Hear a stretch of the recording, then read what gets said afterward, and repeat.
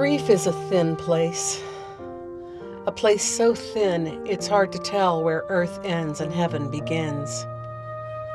Grief is a place so thin that it's where the living and the dead feel one another's love.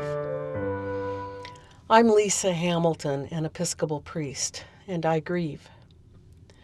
First, I'll read some scripture that many Christians use in worship during Lent, and then I'll struggle with those words through the lens of grief. I'm glad you've joined me. Today's scripture is from Genesis, chapter 17. I will establish my covenant between me and you and your offspring after you throughout their generations for an everlasting covenant, to be God to you and to your offspring ever after you.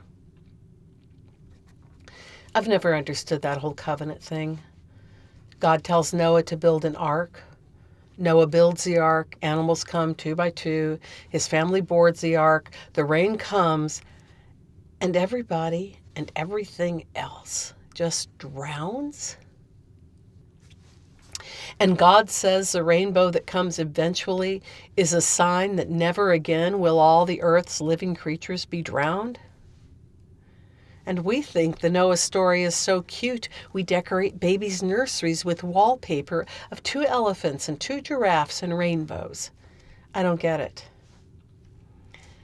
I think I'm not only confused about the whole rainbow thing, I'm angry about the whole rainbow thing. If you've ever taken someone to the emergency room and gone through the process of them being admitted to the psych unit, you know that it's grueling at best. There's shame and sadness and guilt and relief and hope and fear for everyone involved. On the way home, I saw something unusual.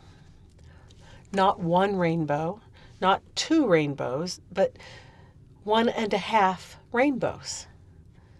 I took the first rainbow as a sign of God's presence, and I took the half rainbow as a sign that my son was on his way to health.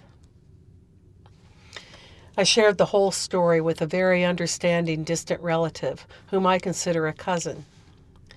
She's a talented photographer, and so she snapped pictures of rainbows everywhere she found them and sent them to me. A cancer survivor who beat all the odds, rainbows became important to both of us. They were arcs of optimism. A little over 2 months later, my 27-year-old son, Ted, was eternally well, like his dad, Scott, who had died 25 years earlier. It took years for me to accept that the only way Scott could be well was through death. And I think I'm going to have to accept the same thing about Ted. Before our son came along, I had 2 early miscarriages. I didn't know it at the time, but when a baby is born after a loss like that, they're considered a rainbow baby. So Ted's life was marked by rainbows I didn't understand, from birth to death.